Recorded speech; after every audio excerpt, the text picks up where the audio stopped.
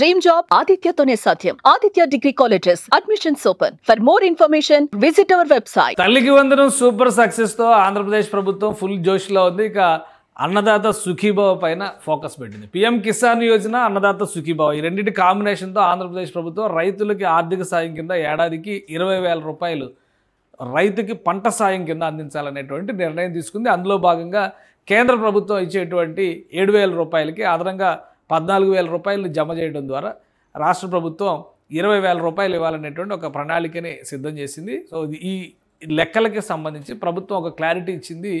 ఈ కేవైసీని కంప్లీట్ చేసుకోవడం అనేది చాలా ముఖ్యమైనటువంటి అంశంగా రాష్ట్ర ప్రభుత్వం చెబుతుంది. దీనిలో భాగంగా మొదటి విడత అమౌంట్ని ఈ నెల 20వ తేదీన వేయడానికి ఏపీ ప్రభుత్వం సన్నాహాలు చేస్తుంది. సో ఈ మొదటి విడత అమౌంట్ ఏ విధంగా వస్తుంది, ఎంత వస్తుంది, ఎలా వస్తుంది అనేది ఒకసారి విశ్లేషించే ప్రయత్నం చేద్దాం. అన్నదాత సుఖీభవ, పీఎం కిసాన్ యోజన ఈ రెండింటిని ఇంటిగ్రేట్ చేస్తూ చేసినటువంటి పథకం ఇది. దానికోసం డిజైన్ చేసిన స్పెషల్ వెబ్సైటు.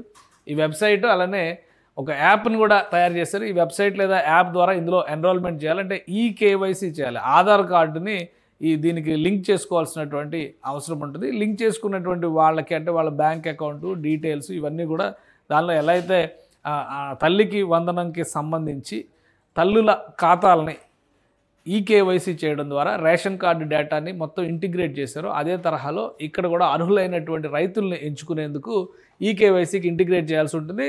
సో ప్రభుత్వం ఇప్పటికే ప్రకటించింది. ఇది అన్నదాత సుఖీభవ కూడా ఏ flagship initiative of Andhra Pradesh government అని చెప్పని చెప్తున్నారు. అలానే ఇందులో చేసుకునేటువంటి క్రమంలో ఎన్రోల్మెంట్ చేసుకునేటువంటి క్రమంలో రైతులకి సంబంధించినటువంటి వివిధ అంశాలు ఇందులో బేరీజ్ వేశారు. ఆ అంశాలన్నింటిలో కూడా క్లారిటీ ఇవ్వాలి. ఇంకోటి ఏంటంటే మొదటి విడత మాత్రమే ఇస్తారు. మొత్తం ఈ స్కీమ్ని 3 విభాగాలుగా ఆంధ్రప్రదేశ్ ప్రభుత్వం విభజించింది.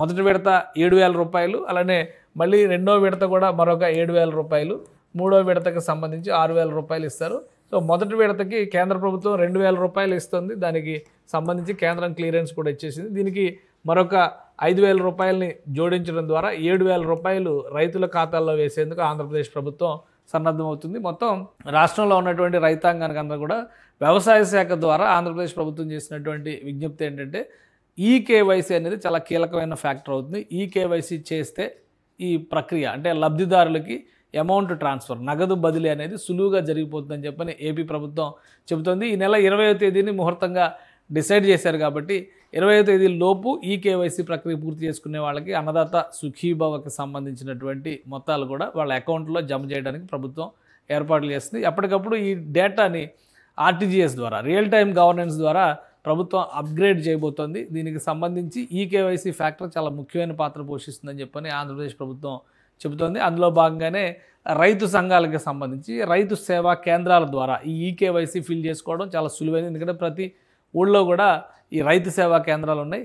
అది చాలా సులువైన పద్ధతి. కాస్త టెక్నాలజీని వాడాలనుకునే వాళ్ళ కోసం మాత్రం వెబ్సైట్ని, యాప్ని కూడా అందుబాటులోకి తెచ్చినట్టుగా ఆంధ్రప్రదేశ్ ప్రభుత్వం ప్రకటించింది. సుమన్ టీవీలో మీ పర్సనల్ అండ్ బిజినెస్ ప్రమోషన్స్ కోసం కింది నెంబర్కి కాంటాక్ట్ చేయండి.